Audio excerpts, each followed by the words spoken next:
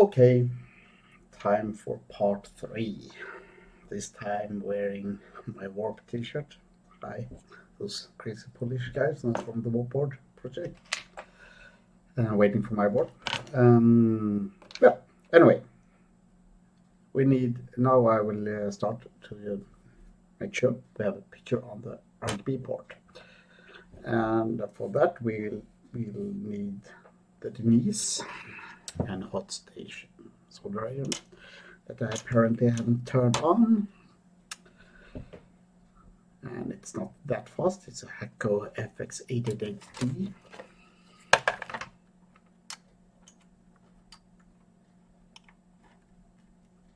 Anyway, time to solder this one on.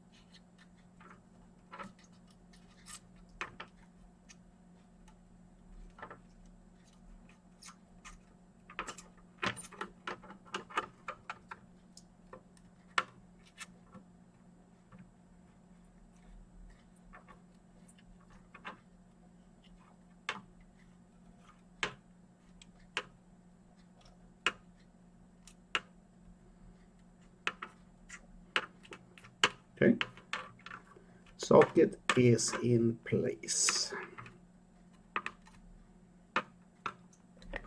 Take the Denise.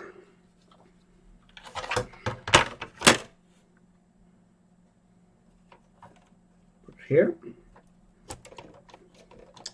Then we will need to populate U451 and U452. That's 74 HCT244s.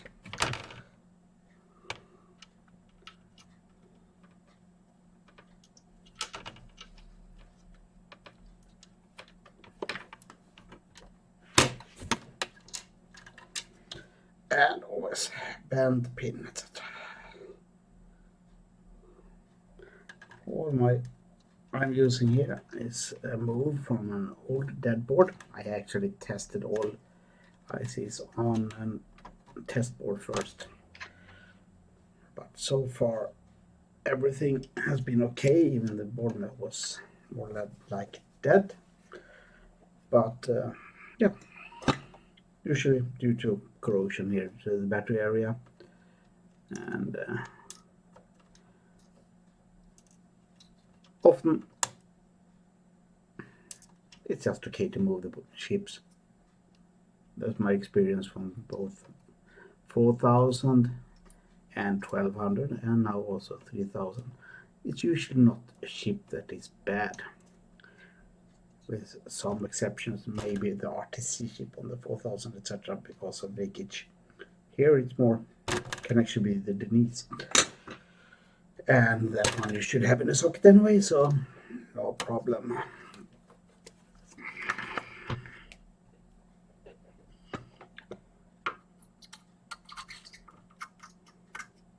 Soon out of this roll of solder, so a new one. Actually, I calculated that if I do 2 3000 boards,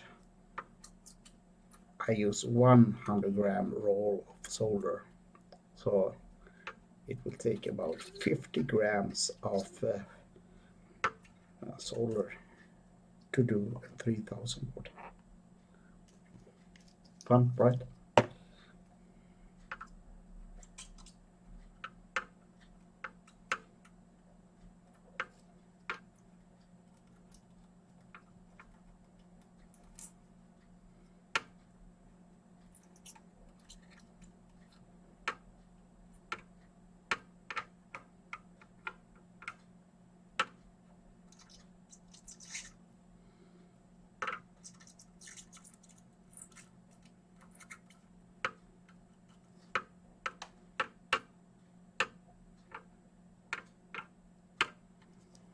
Okay, they are soldered in, and now we need the idiot. Yeah, I love the name. Custom part that there are some guys that have produced copies of this one. You can search for the net for them, so you don't have to move from a 3000 if you don't want to. This is a move, and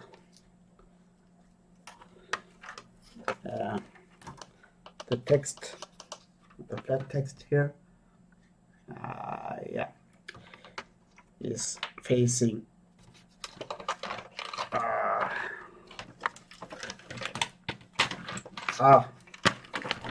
facing here. Text is written here.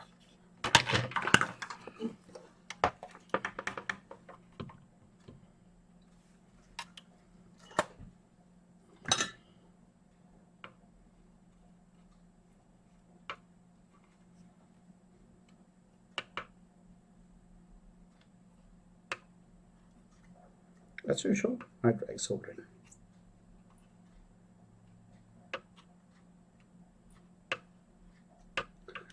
I'm relying on the flux in the solder wire actually here, because it usually is good enough. Okay, now we have located, put in the Denise and the two buffers here and the videos. And now I connect my adapter here and see if I can change to this view. And well, meanwhile I also connect the serial port even if not needed. And let's see if I have some reaction. Yay! We have flashity from the diagram. And it will still hang somewhat, not really working, but yeah, we have something on the screen there. Okay, that's being done. Let's do the Fastmem actually, and here I'm using the 90 degrees or 180 or the flat ones. They are way more expensive than the angle ones with a 22.5 degree angle that you are using on 4000. They will work, but they will be very tight if you want to have a CPU card. If you don't have a CPU card, you can have a standing up or whatever, and it will be good. But an issue with this first version, the mounting holes on the mounting holes here are apparently different compared to the 22.5 degrees. So the holes here will not simply fit. I know I will fix that, but I need actually by cutting them off. It will be okay enough anyway. So quite annoying, but that's the only thing I noticed that's not really okay. And so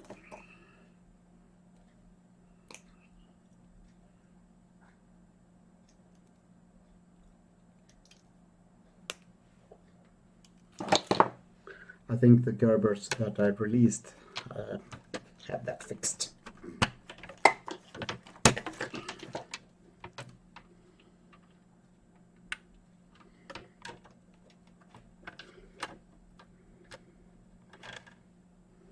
And this has been in a bag, so pins have been bent.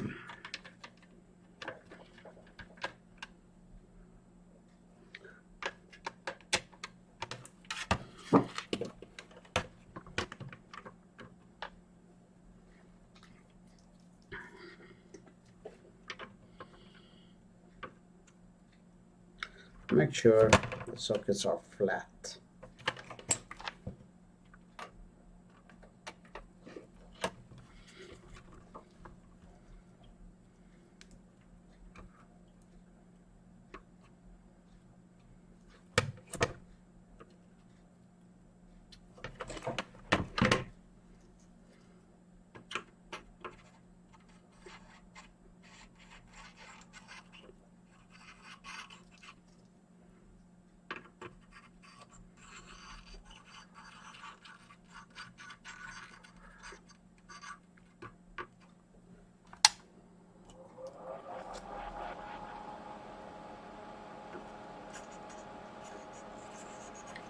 Try not to use a fan while recording, but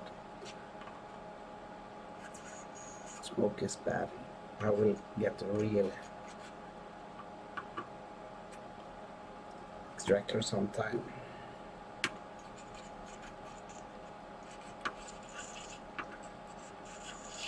It's not good for your health to breathe this.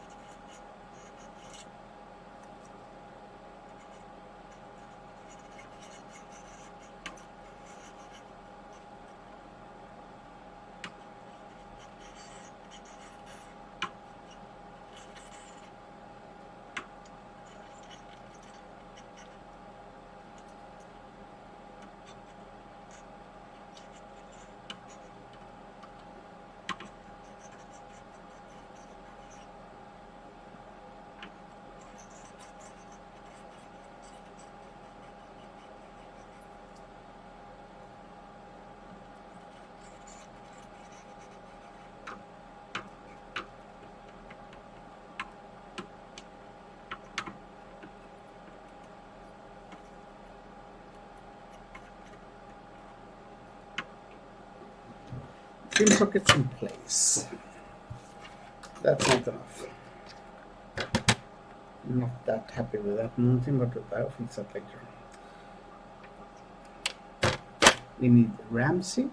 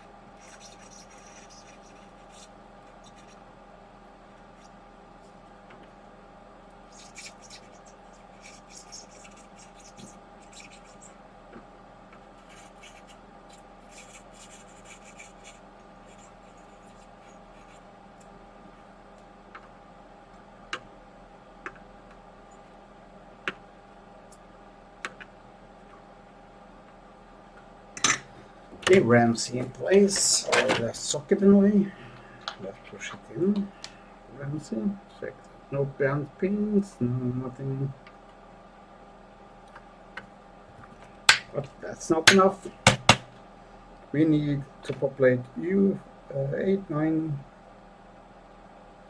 to U894 with the 74F245s.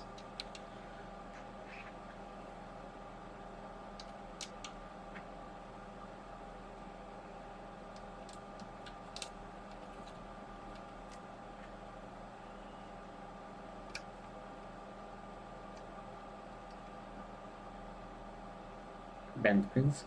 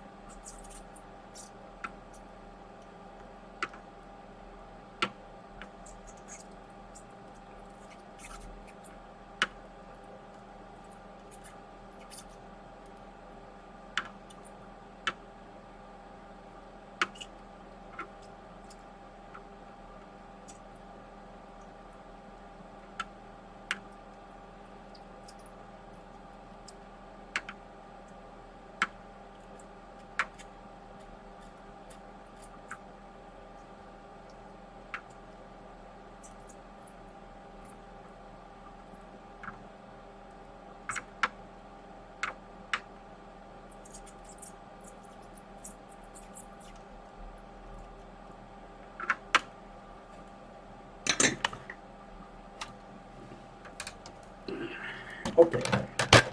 Yeah, now I need to find some sims, and I bought 100 pack of 8 megabyte sims. So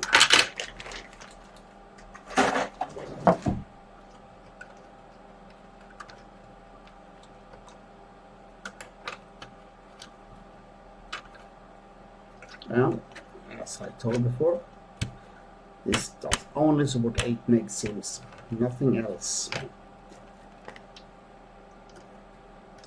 And let's plug in. Right now I just show the serial output.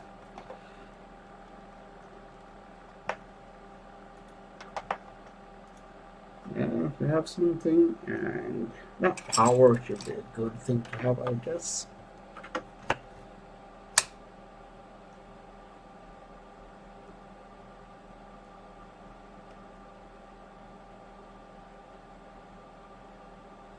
Yep, I found some RAM there, and it hangs there.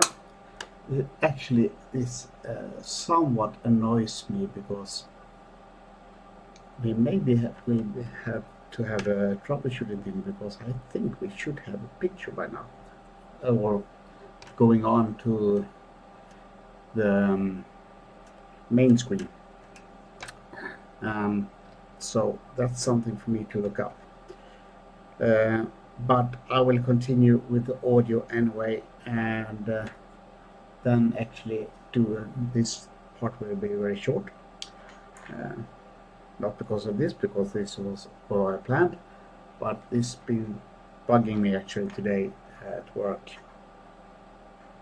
So, but maybe troubleshooting guide can be good as well. So, time to do the audio. Okay, I'm not used to this apparently, so I'm annoyed that I actually forgot to swap to this camera when talking that we tend for the audio. So put in the op amp, and then I noticed that I was showing putty. Anyway, we can't test it now because diagram doesn't start with it. Still figuring out what it is. Anyway, I put in the op amp, the LF347, and now it's time to put on the audio caps, the 22 microfarad audio caps, and focus, and it's connected close to the audio port, and we do like this. somewhat out of focus. I need to adjust that, but not now. So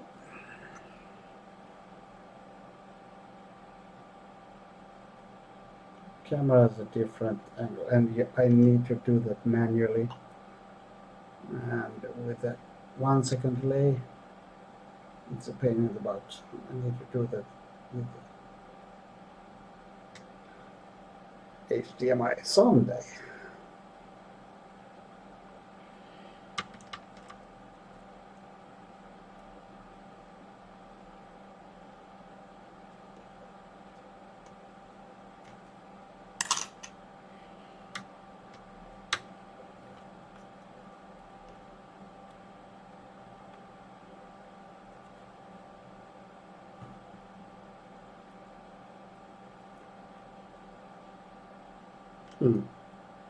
I have an angle in this camera here that may be somewhat off.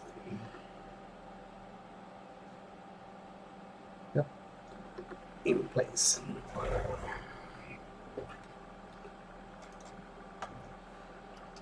And we need just the audio ports, and we have the white one to the outer border and the red one in here. And that should be actually it for audio.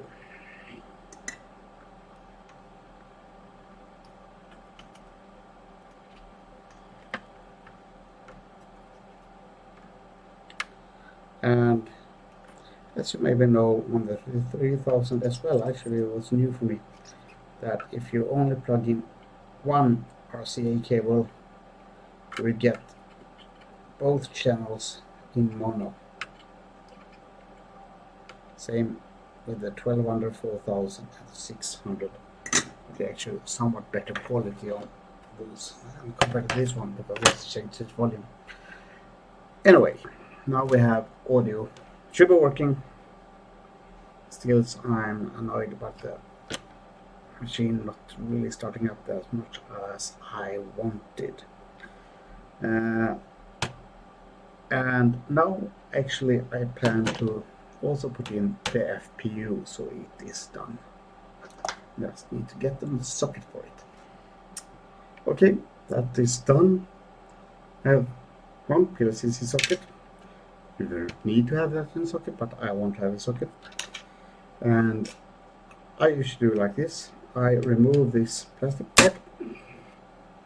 Actually, that plastic part is good to have for stability, but so much easier to solder this one without that one. Clean it up here, and as always, I forget to note the orientation of it. Yes, it's like that. It's a small angle here on the socket and a small angle here on the PCB here. And as well, this is easy to do. There's a 22 microfarad cap there. It's way more easy if you solder that one in place now instead of later when you have a socket there.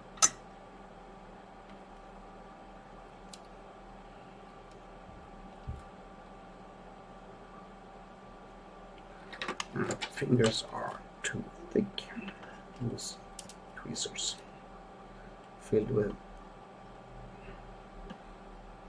flux so they are sticky. Yay.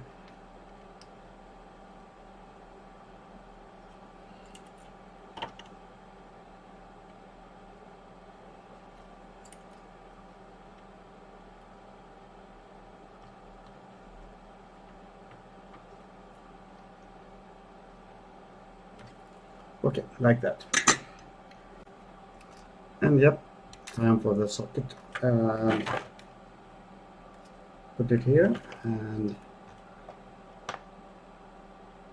see if I can do it like this. Okay.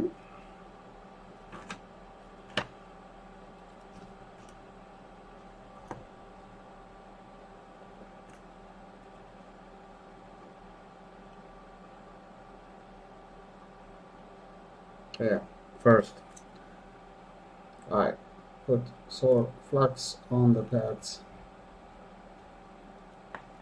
and then put it on here. You can see the 45 degree there and there. Yes. So I put it on. I check that all pins are aligned. The method I'm doing for putting on the sockets are slow, but it works. I actually do pin by pin.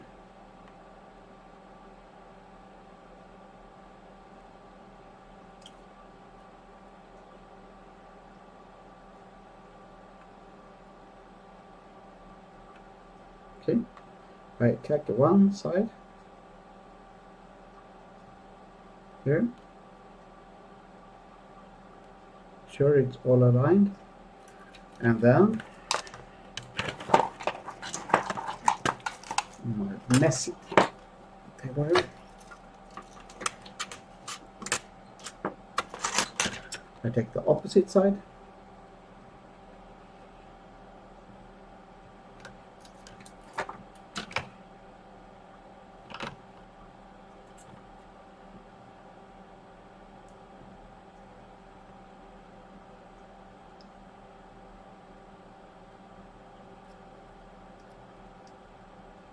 Take it in and push down the socket hard. And yeah, there. And then on the side where I haven't done anything,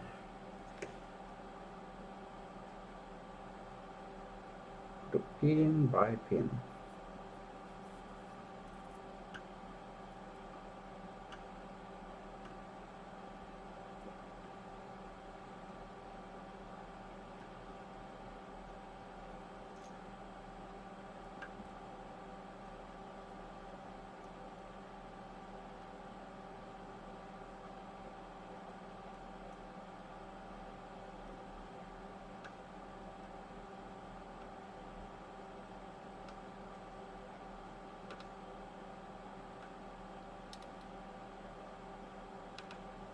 You can drag solder here, but I had so much issues with the sockets, so I prefer to do this, then I know it works. And then take the opposite side again, and the reason why I do that is simple, because tension.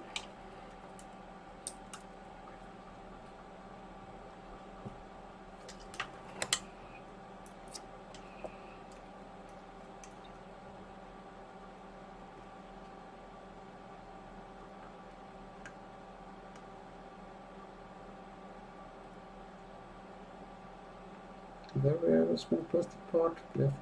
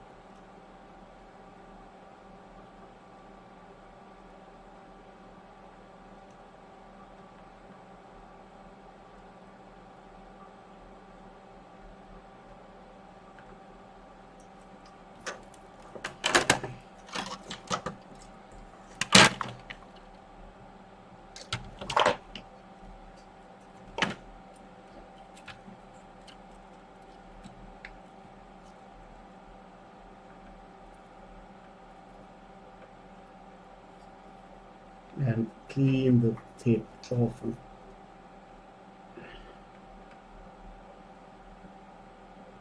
Notice that this is my favorite tip, this knife blade.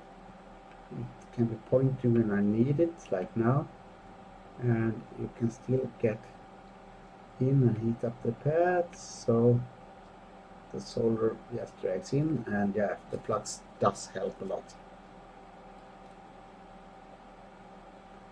To be honest, I haven't even tried to do the surface, the guide soldering after I got started to use this flux.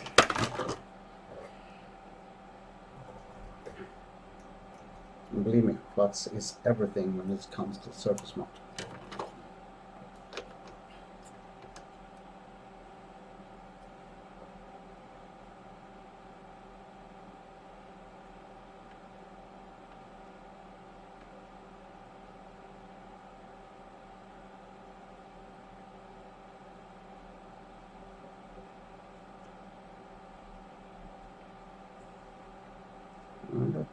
Oh, there are bent pins here.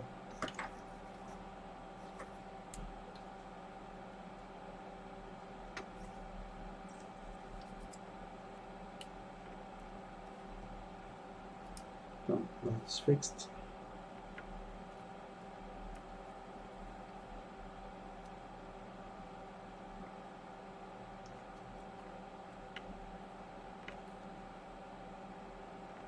So, sure that we have good, nice connection.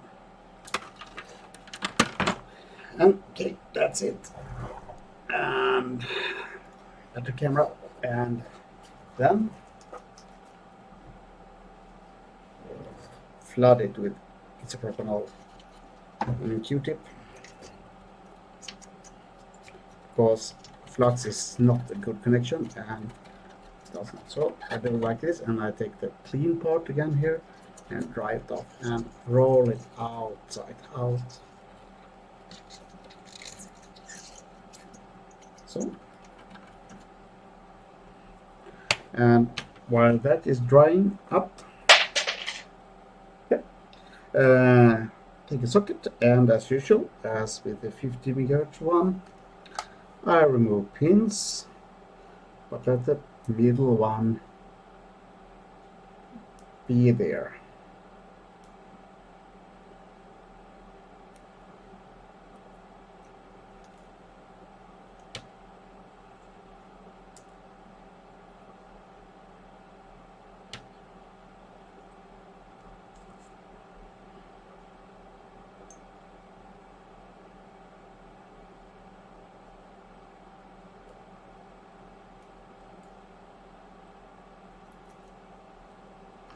If you don't want to have a separate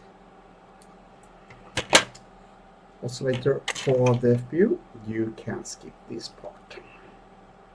But hey, why not? Even the 25 MHz one can be overclocked. Quite much actually. So, it costs one socket and one oscillator.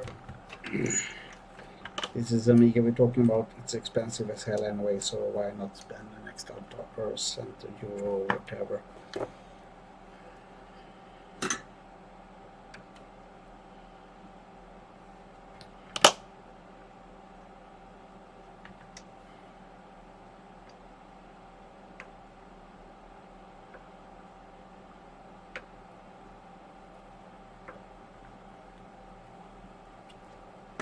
And the thing you heard drop on the floor was actually the oscillator I was keeping in mind to use.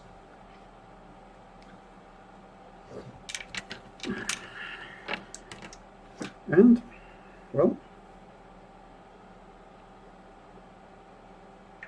in the FPU, and I will use an external oscillator, put in there, and move this jumper to bottom. I'll put in this. I can't remember if it actually detects the CPU yet, but yeah. And put there, and we can go to putty or serial port output like that, and we do power on. And actually, this should not detect the CPU.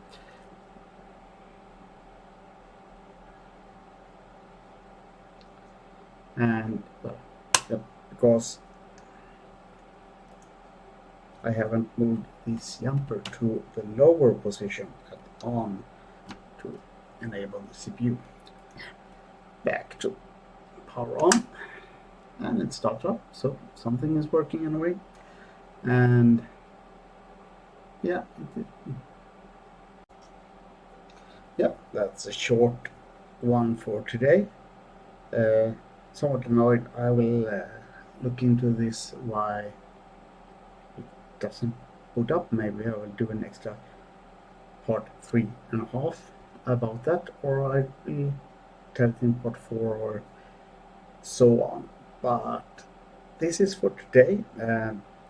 I'm doing this on the fly, so no transcript or anything, just doing it from my memory when I was debugging 3000. So yeah, always interesting. I can't remember how it was before I got the machine up and working fully. So next time we will get, hopefully that one, or we'll take later, I will get the port working, the floppy, and the RTC anyway.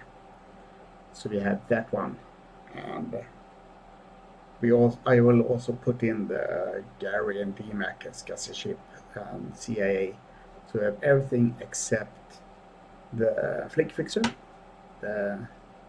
working, because the flicker fixer is a separate part during the adjustments and etc. etc.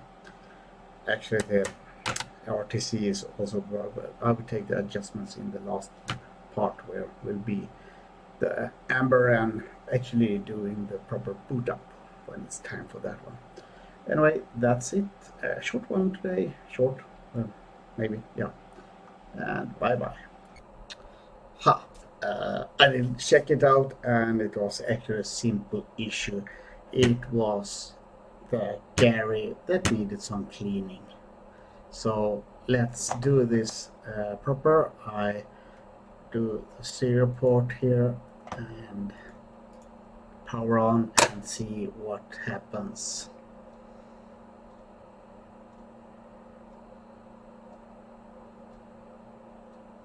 And you can see the different colors, and now it actually searches for a mouse. We haven't connected that one, so I cannot do it anymore. It finds more memory. You can see the Fastmem found between and different values. Actually, more correct, it was blue before for me, so it was hard to see. So it was a dirty chip. So well, now you know. And I had to actually interrupt the encoding of the video to do this add-on, and well, everything's fine. Next part next time, maybe tomorrow, we will see in time or so. And bye again.